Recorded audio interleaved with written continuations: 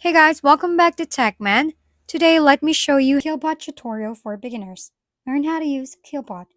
Quillbot is an online writing and paraphrasing tool designed to help you rewrite, improve, and summarize text efficiently.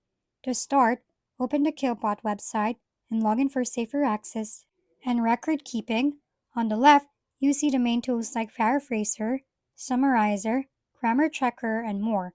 While premium users unlock extra features, to paraphrase, select the Paraphraser tool, paste your text, and choose a mode. Standard, Fluency, Formal, or Academic. Press Paraphrase and Quillbot will rewrite your text in the selected style. For grammar checking, simply paste your text into the grammar checker and it will highlight errors and suggest corrections.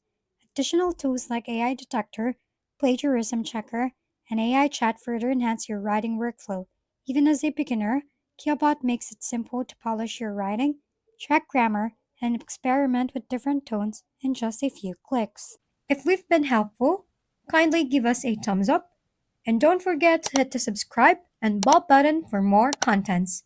For any questions and suggestions, comment down below.